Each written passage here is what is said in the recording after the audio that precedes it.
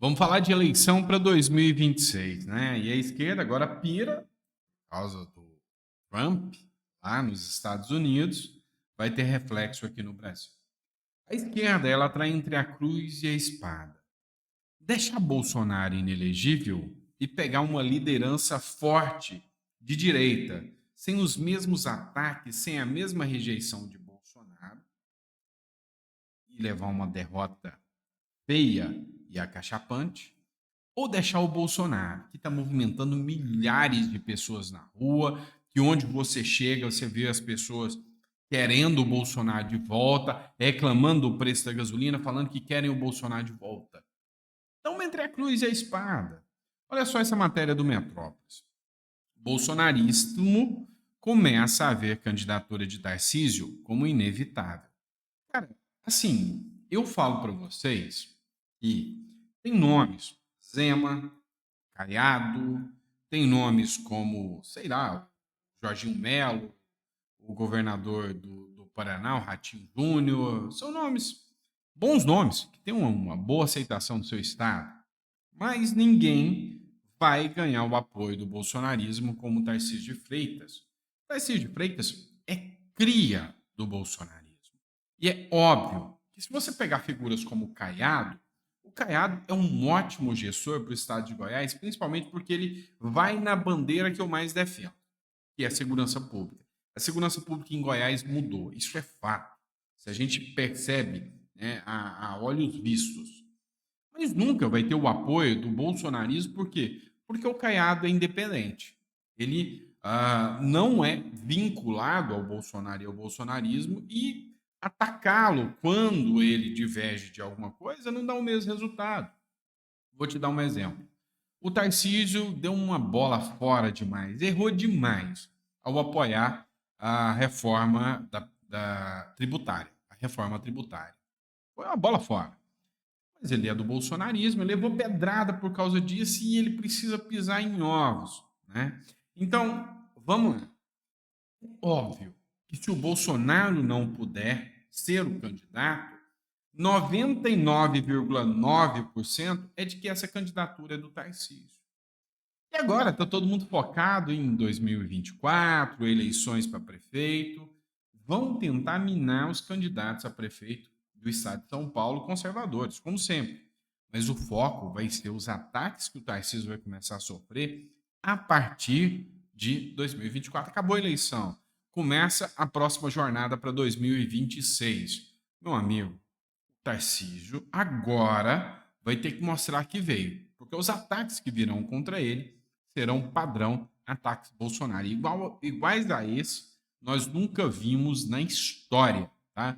Nunca vi um presidente ser tão atacado como o Bolsonaro foi. É fato. E aí, quando a esquerda pega para atacar, meu amigo, cuidado, sai de baixo.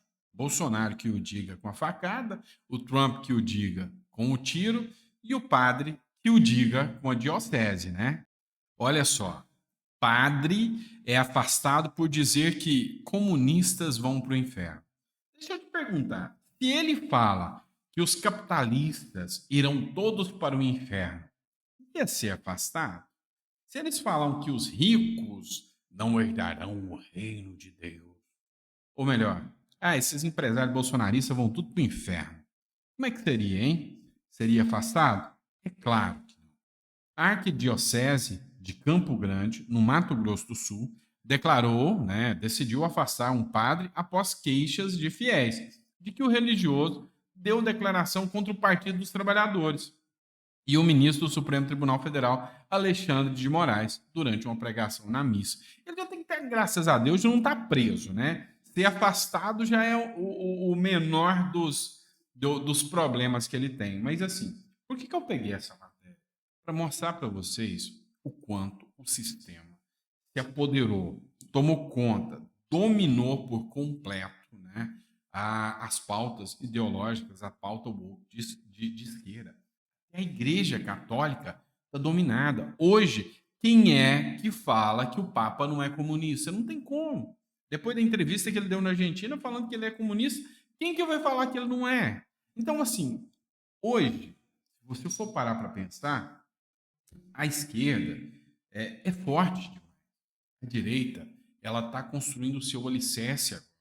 Ela vem dominando essa agenda progressiva há anos, progressista há anos. E aí, agora, com a implementação das redes sociais, ali com o Orkut, Facebook, YouTube, depois de 20 anos dessa trajetória, aí sim que o discurso deixou de ser dominado por essa imprensa podre e nojenta e começa a ter um discurso de pessoas pensantes, pessoas novas, que estão, sem sombra de dúvidas, vistos como inimigos do sistema, como este que vos fala, não é? É assim que funciona. Mas vamos lá, bora ver o que seria a imprensa se não houvesse as redes sociais. O discurso seria só esse, e vocês acreditariam nessas patifarias. Aliados de Lula receiam o fortalecimento da direita e bolsonaristas tentam explorar o atentado a Trump. O Bolsonaro sofreu atentado, precisa explorar atentado a Trump, não. A gente já sabe quem a esquerda é. O bolsonarismo não precisa explorar mais nada, não. O melhor, né, cabo eleitoral da direita é a esquerda no poder, ela se escancara. Aliados do presidente Lula temem que o atentado a Donald Trump no sábado reforce o discurso de que há perseguição contra a direita no mundo e fortaleça o ex-presidente Jair Bolsonaro, atacado com uma facada na campanha presidencial em 2018. Pelo menos aqui a Folha de São Paulo teve que falar que não é fakeada, né? E pega o fio da meada que eu vou passar para você agora, tá? Se liga no que eu vou te dizer agora. 2025, o presidente vai ser o Trump. E aí, com tudo que já aconteceu até agora, vem cá. O Trump foi perseguido, defenestrado lá nos Estados Unidos. Você acha que ele não sabe o que o Bolsonaro está passando aqui? Trump, como presidente dos Estados Unidos, com o Congresso norte-americano pedindo já as averiguações sobre a liberdade de expressão, sobre as violações de liberdade de expressão que estão acontecendo aqui no Brasil, meu amigo, a chapa vai esquentar demais em 2025. Então, bolsonarismo não precisa explorar atentado, não. É só esperar o próximo presidente da República Norte-Americana, o Trump, só assumir. Isso aí já está garantido. A não ser que na próxima a esquerda não erre, né? Acerte. Aí já é uma outra história. E aí a gente tem que falar sobre isso. Tá todo mundo falando disso, né? E olha só que coincidência. Ele era republicano, era de direita, não se importava muito, era um bom menino, né? Olha a ideia que a mídia vem trazendo. Esse cara com cara de bom menino é um atirador, tá? Só que ele não tá com essa fotinha, não. Barbudo, cabeludo, cara de radical de esquerda mesmo, tá? Só pra constar. Aqui pegaram uma fotinha do menino bonitinho que não poderia ter feito isso, né? Suspeito, tá? E ele é só suspeito. Ninguém acredita que foi ele, porque ele é suspeito. De atirar contra Trump, não parecia se interessar por política, diziam os conhecidos. Thomas Matthew Kroc, né, que participou até de propaganda de extrema esquerda aí, o suspeito de atirar em Donald Trump nesse sábado era bom aluno, não falava muito de política, afirmavam as pessoas que o conheciam. Crocs nasceu em Bethel Park, na Pensilvânia. Ele se formou no ensino médio ali em 2022, com reputação de ser um aluno talentoso, mas quieto. Seu orientador do ensino médio descreveu como respeitoso. Vai virar ícone da esquerda agora, né? Pois é. Agora eles vão fazer de tudo para dizer que foi um cara que agiu sozinho, que não tinha nada a ver com tudo isso que estava acontecendo, e só isso.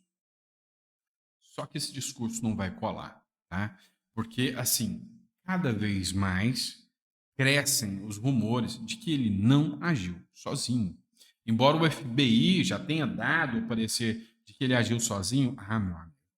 Por exemplo, o congressista da Flórida, o Corey Mills, ele já deu a entender numa entrevista que houve uma grande negligência do Serviço Secreto dos Estados Unidos e que isso pode ter sido deliberado. O próprio Elon Musk, ele já falou bem alto e claro o seguinte: olha só, o serviço de inteligência norte-americano, depois do fiasco, depois dessa tragédia, ele deveria renunciar.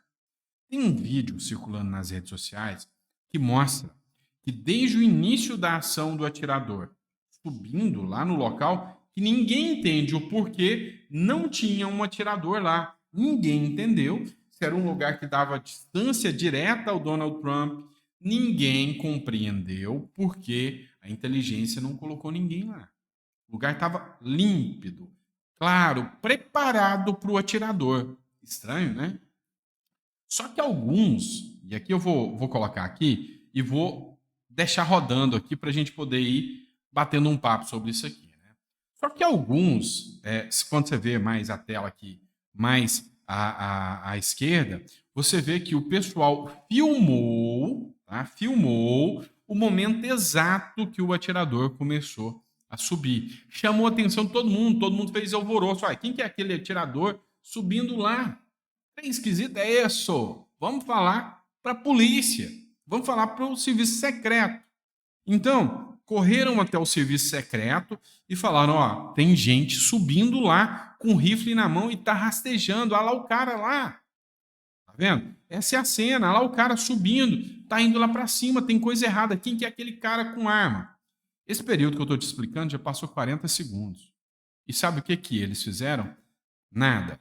E você continua vendo o Trump falando. E aí, a dúvida é, foi o Cláudio Dantas que publicou isso aqui, será que teve algum apagão? Porque esse tempo todo que eu estou conversando com você e que você está vendo tudo isso acontecer, a inteligência melhor do mundo não agiu, não teve tempo de abater o cara ou resolver o problema. Dá para você entender? Até lá, o Trump simplesmente continua falando e ninguém fez nada. E aí é só uma suposição de que ou o serviço de inteligência norte-americano foi muito incompetente nesse período todo, que deu tempo de gravar quase que um vídeo para vocês. Muito incompetente, ou foi literalmente conivente. E aí, depois de 2 minutos, 2 minutos, é que a ação acontece. Então, assim, dá para a gente ficar na dúvida. Todo mundo olhando, todo mundo vendo o atirador, chamando a atenção de todo mundo, gravando tudo, e de repente, né, o cara correndo, avisando, o atirador resolve agir. E aí, agora, acontece. 2 minutos e 4 segundos depois é que os tiros chegam. Será que esse serviço de inteligência estava tão preparado assim mesmo? E aí, tem uma outra cena aqui, tá? Eu vou colocar aqui para você. À direita, você está vendo a trajetória da bala. Você está vendo que se o Trump tivesse exatamente onde estava, a bala tinha atravessado a cabeça do Trump. Um mero movimento, um brusco movimento, salvaria a vida do Donald Trump. E agora você vai assistir. Olha só a cabeça do Donald Trump. Olha, ele agora em câmera lenta. Ele simplesmente vira a cabeça. E é nesse momento que o tiro sai errado. É nesse momento que a esquerda, giro de cabeça, virou a cabeça, tiro e foi a falha, né, que levou à derrota da esquerda norte-americana. Foi isso. Foi isso. Então, assim, é muito estranho. Não dá para a gente falar que, literalmente, trata-se aqui de um caso isolado. É complicado demais falar isso. Vamos falar do Gustavo Gaia? Vamos agora falar de coisa no Brasil, que eu já estou cansando de falar do Trump, né? Mas é só o que a imprensa está falando. O Gustavo Gaia, meu conterrâneo, ele está reclamando de como que tá as coisas aqui no Goiás, tá? Estou no Goiás, para quem não sabe agora, está reclamando como que tá as coisas aqui no Goiás. Ou seja, ele perguntou se o Lula é pior do que a pandemia. Dá uma olhada nisso aqui. Gente do céu, acabei de parar no posto aqui para abastecer E eu tô aqui tentando entender o que tá acontecendo. A gente tá passando por uma pandemia de novo? Tá tendo a Terceira Guerra Mundial? Porque não tem o menor sentido a gasolina tá desse preço. Olha isso, 6,47 e o etanol chegando a 4,50. O diesel a 6, o pódio e o grid não vou nem falar, né? Esquece. O Lula tá conseguindo fazer mais dano que a pandemia. Período em que o mundo parou de trabalhar. Nesse momento que eu tenho vontade de encontrar aquele amigo petista, a minha sorte é que eu não tenho amigo petista, mas que eu não tenho que encontrar aquele petista que fez campanha pro Lula, faz o L. Bicho burro. Nossa senhora, meu Deus do céu. Como que nós chegamos no nível... Essa gasolina vai passar de R$7 daqui a um pouco. Bem que pode ter gente que é burra desse tanto. Meu Deus, eu não dou conta disso não, cara. Meu Deus do céu. E aí, vamos só ler os comentários, né? Olha só, Marilúzia, né, eu acho. Mas a gasolina aumentou para o carro, não para o motorista. E aí, eu gostei, foi do segundo comentário aqui da Low Carb, que é Complica Low Carb. Né? Descomplica Low Carb. Cadê os caminhoneiros, hein? Que viviam ameaçando parar as estradas na época do Bolsonaro, quando estava caro. Cadê, gente? Hoje, assim, a gente não consegue entender porque os caminhoneiros sumiram. Será que todos fizeram? Eu sei que tem líder caminhoneiro aí que tá do lado do PT, né? Então, assim, tinha uma renca de galera, uma turma grande que ficava, eu sou o líder dos caminhoneiros, eu vou fazer isso e não sei o quê. De repente, sumiu tudo. Ninguém vê mais ninguém por aí, né? Para entender o que está acontecendo. Pessoal, vamos falar da Venezuela um pouquinho? Olha só, matéria da Jovem Pan. O presidente da Venezuela, o Nicolás Maduro, ele impôs regras que tornam quase impossível o registro de votos dos venezuelanos, né, que vivem no exterior. Então, hoje, tem 3,5 a 5,5 de milhões, né, 5,5 milhões de venezuelanos que precisaram fugir da Venezuela por causa do ditador Nicolás Maduro, amiguíssimo do Lula, né? E a grande questão é, o Maduro impediu, cara, ele criou tantos empecilhos, que quem vive fora da Venezuela não pode, simplesmente não pode votar, tá? Não tem nem como esse pessoal votar mais, tá? Então, assim, independente disso, dessas pessoas que vão votar ou não, se a eleição for limpa na Venezuela, o Maduro perde mesmo sem esses votos. Agora, se for aquele sistema, né?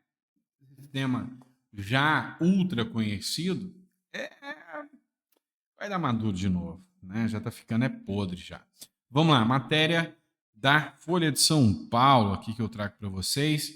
Ao lado de Moraes, novo chefe da Polícia Federal de São Paulo promete combate incansável às fake news. Meu amigo, agora o Brasil vai para frente. As fake news vão acabar. Opa, agora sim o Brasil vai ter todos os seus problemas resolvidos. Porque as fake news, ou as verdades que eles caracterizam fake news da direita, vão acabar. As das fake news pode, da esquerda ainda, tá? Da esquerda, até porque não é fake news, é um engano do jornalismo, ou da Polícia Federal, ou de qualquer outro aí, tá?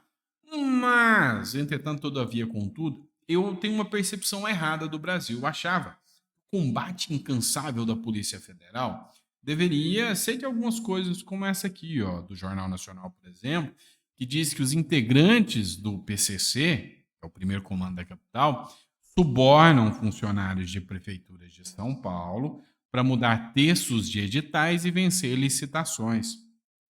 A Justiça de São Paulo abriu o processo contra 17 pessoas acusadas de fraudar licitações. Promotores afirmam que o esquema envolvia 18 cidades da região metropolitana de São Paulo, da Baixada Santista e do interior.